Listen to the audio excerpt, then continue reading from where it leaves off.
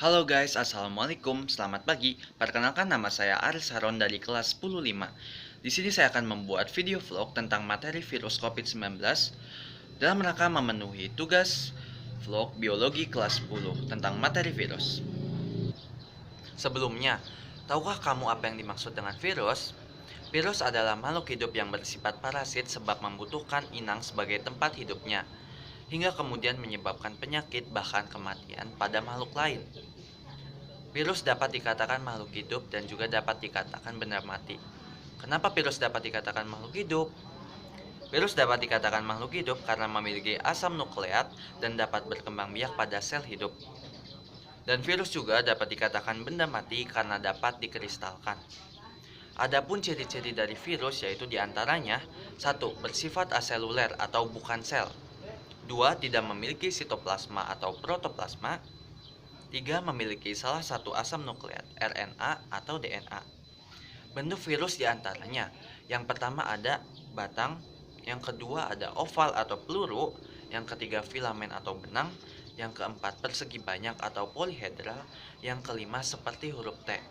Virus COVID-19 atau Severe Acute Respiratory Syndrome bentuknya seperti amplop dan tonjolan seperti paku. Ada banyak varian virus COVID-19 yang pernah menyebar di Indonesia. Salah satunya diantaranya adalah varian Alpha. Dideteksi pertama kali di Inggris sejak September 2020. Dan varian Beta dideteksi di Afrika Selatan sejak Mei 2020. Dan varian Gamma dideteksi di Brazil pada November 2020. Dan varian Delta dideteksi di India sejak Oktober 2020. Dan juga ada varian B14462 dilaporkan Indonesia pada November 2020. Pencegahan virus COVID-19 diantaranya adalah menerapkan 5M. Yang pertama adalah memakai masker, menjaga jarak, mencuci tangan dengan sabun, menghindari kerumunan, dan juga mengurangi mobilitas. Virus COVID-19 bukan hanya saja ada di Indonesia, tapi di seluruh dunia. Bahkan negara-negara di dunia menerapkan sistem lockdown untuk mencegah pemaparan virus COVID-19 agar tidak tersebar luas di seluruh negara-negara. Maka dari itu, Indonesia juga menerapkan yang namanya lockdown dan PSBB atau pembatasan sosial berskala besar di kota-kota besar atau bahkan di pelosok-pelosok. Maka dari itu, virus COVID-19 diharapkan usai. Tapi virus COVID-19 sangat cepat penyebarannya. Bentuk virus COVID-19 kurang lebih seperti ini ya guys. Terdiri dari protein membran, RNA, protein nukleokapsid, protein jarum, dan protein amplop. Struktur virus corona yang khas berupa amplop dan tonjolan seperti paku.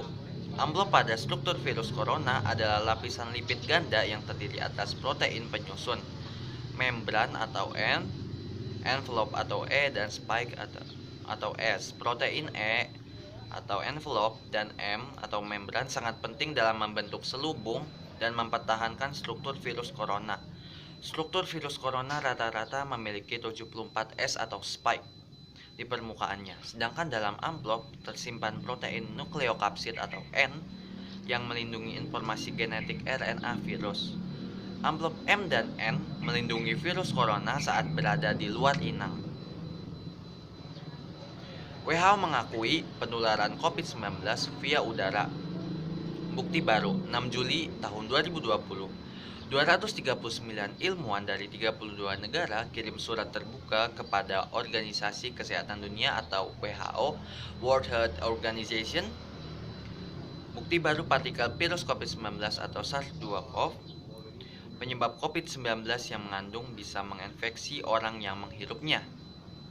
Partikel-partikel lebih kecil atau airborne itu bisa bertahan lama di udara.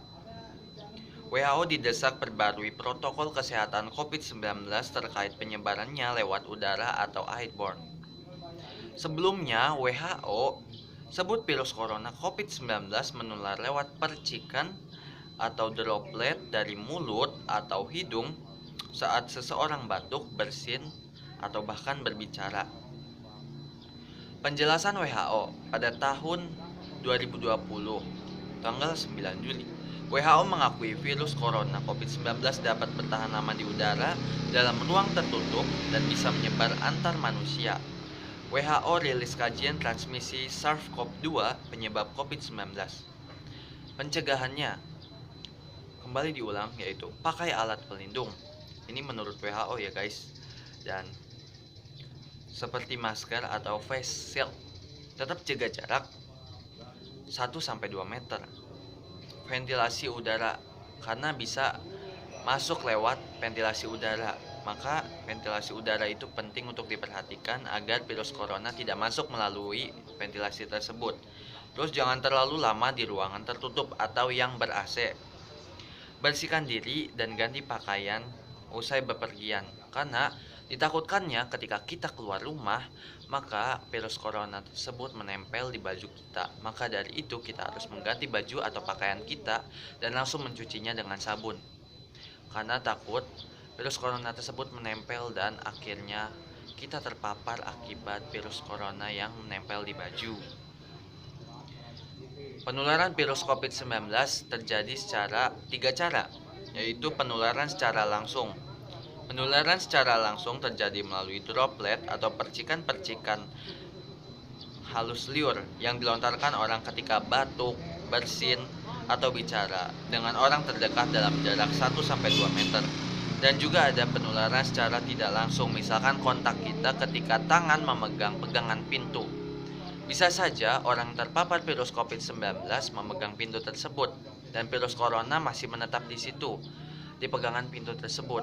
Maka dari itu kita yang memegangnya akan ikut terpapar karena virus corona bisa saja menginfeksikan atau masuk melalui saluran ke dalam tubuh. Kemudian ada penularan secara airborne atau udara. Paling banyak terjadi di lingkungan rumah sakit, misalnya saat ada tindakan dengan prosedur yang menimbulkan aerosol atau mikrodroplet. Airborne juga bisa terjadi di area tertutup yang tidak memiliki ventilasi yang baik, kemudian ada kerumunan padat. COVID-19 juga selain itu berdampak pada kegiatan sektor ekonomi, kegiatan mencari uang.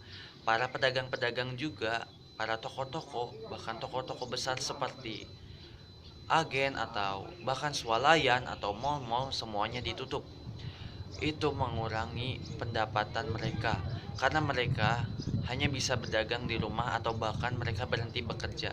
Banyak juga para karyawan pekerja di kantor yang dilakukan PHK atau pemberhentian hak kerja. Maka dari itu mereka tidak memiliki pemasukan saat virus COVID-19 sedang melanda seluruh dunia. Bahkan virus COVID-19 juga ikut menyerang tenaga medis atau garda terdepan penolong virus COVID-19. Bagi orang-orang yang terpapar, mereka adalah orang yang penting untuk menanggulangi penyebaran virus COVID-19 tersebut.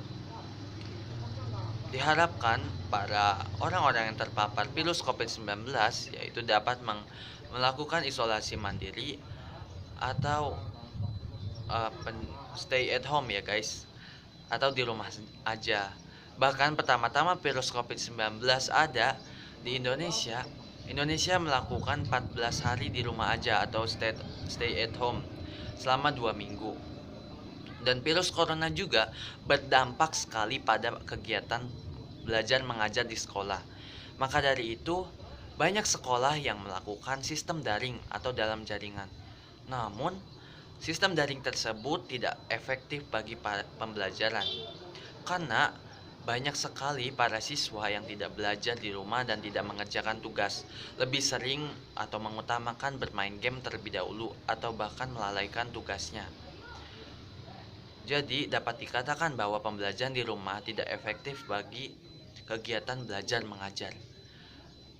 Kegiatan belajar mengajar secara daring yaitu tidak bertatap muka secara langsung, namun melalui aplikasi yaitu Zoom ataupun sebagainya.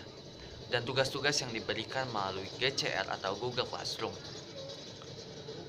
Dan para pemerintah seperti Menteri Pendidikan Indonesia mengharapkan Indonesia melakukan kembali sistem mengajar di sekolah atau luring ya, luar jaringan. Dan akhirnya seiring dengan penurunan kasus COVID-19, penurunan penyebaran COVID-19 yang ada di Indonesia, Indonesia pun kembali melakukan sistem pembelajaran di sekolah, tetapi tetap menerapkan protokol kesehatan yang tadi, yaitu 5M. Bagi para masyarakat, pelajar, dan juga orang tua, lansia, dilakukan vaksin atau penyuntikan alat kekebalan tubuh untuk menghindari dari terinfeksinya virus COVID-19 pada tubuh seseorang. Telah dilakukan vaksin 1, vaksin 2, atau vaksin booster pada masyarakat Indonesia secara gratis untuk mengurangi penyebaran virus COVID-19 dan terpaparnya orang-orang akibat virus tersebut. Telah banyak orang yang meninggal akibat virus tersebut, dan telah banyak rumah sakit yang menangani orang-orang yang terpapar virus COVID-19 dan ternyata tidak dapat tertolong. Banyak terjadi penguburan secara massal orang-orang yang terpapar virus COVID-19. Bahkan tenaga medis atau rumah sakit yang menguburkan pasien-pasien yang telah meninggal akibat virus COVID-19 tersebut banyak ditolak oleh warga ketika akan dikuburkan di TPU atau pemakaman terdekat di suatu daerah. Banyak terjadi penolakan warga akibat takut tertularnya virus COVID-19 tersebut. Padahal orang tersebut menakuti orang-orang yang sudah meninggal. Ia percaya bahwa orang yang sudah meninggal yang terpapar virus COVID-19 tetap bisa menularkannya. Dan ternyata virus corona tergolong ke dalam virus RNA. Banyak variannya dan juga sangat mematikan. Maka dari itu, kita harus menghindari virus COVID-19 itu agar tidak terjadi lagi. Virus COVID-19 yaitu adalah bencana non-alam atau pandemi. Kita dapat mempelajari virus COVID-19 dan cara pencegahannya agar tidak terjadi hal yang sama. Hal tersebut tidak diharapkan para masyarakat di Indonesia karena banyak sekali berdampak. Bahkan pemerintah meluncurkan bansos atau bantuan sosial untuk menanggulangi krisis ekonomi pada saat terjadinya COVID-19 atau bencana non-alam SARS-CoV-2 itu. Demikian vlog tentang materi virus COVID-19 dari saya. Apabila ada kesalahan kata atau kalimat dalam video ini, saya meminta maaf atas kesalahan yang saya lakukan. Dan apabila ada kata-kata yang menyinggung atau salah informasi, saya meminta maaf yang sebesar-besarnya. Terima kasih sudah menonton video vlog saya. Vlog yang sederhana dan masih banyak kekurangannya. Saya harap kalian komen untuk selanjutnya saya akan meningkatkan kualitas dari pembuatan video ini. Terima kasih. Semoga kita sehat selalu. Semoga video ini bermanfaat. Terima kasih kepada semua teman-teman yang sudah membantu like, comment, and subscribe, dan juga kepada Ibu Novia. See you guys.